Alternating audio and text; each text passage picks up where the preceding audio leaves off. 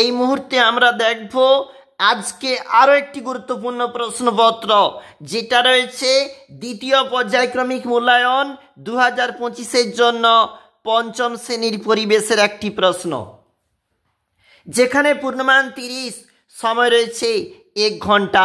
আমরা সমস্ত উত্তরপত্র আলোচনা করতেছি, একবার দেখতে থাকো। সঠিক উত্তরটি নির্বাচন করো।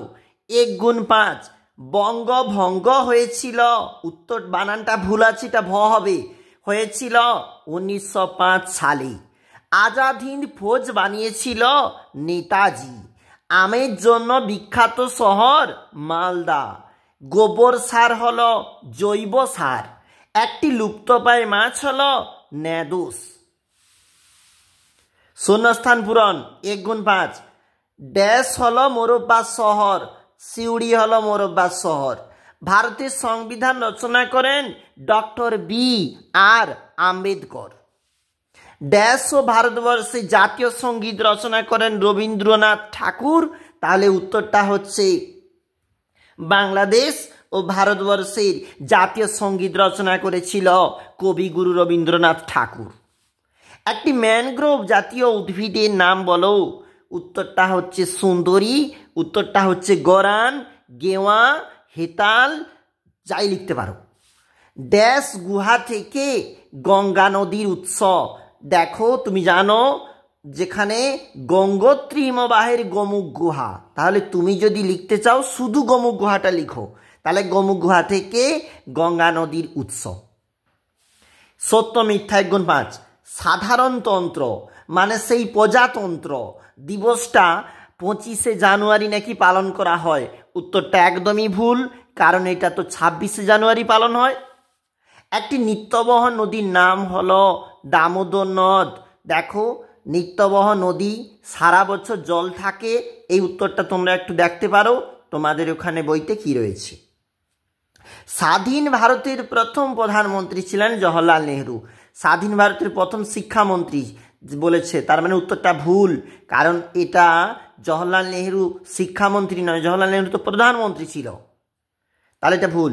বিরসা মুন্ডা বাঁশের কেল্লা তৈরি করেন। বিরসা মুন্ডা না তো টিটু মিত্র করেছিল, এটাও ভুল।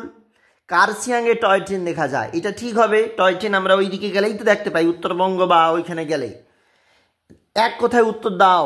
টিলার বলতে কি বলছো? দেখো, টিলার হচ্ছে কর্ষণ। তোমাদের বইতে অবশ্যই উত্তরটা পাচ্ছ, একটু খুঁজে নাও। মাস্টারদা নামে কে পরিচিত?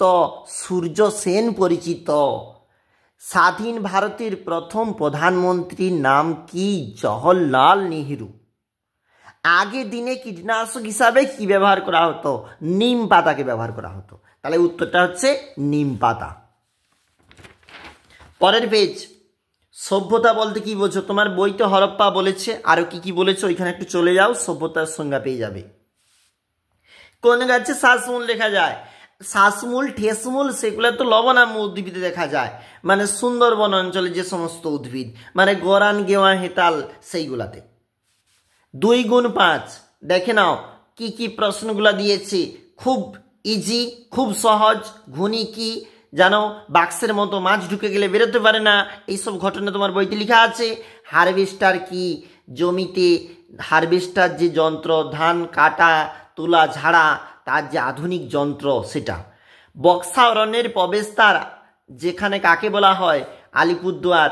পশ্চিমবঙ্গের সর্বোচ্চ শৃঙ্গ সান্দাকফু, 3630 মিটার তার উচ্চতা। তরাই অঞ্চল বলতে কি বোঝো? ধাপ চাষ, পাহাড়ি অঞ্চলে ধাপ কেটে যে চাষ করা হয়।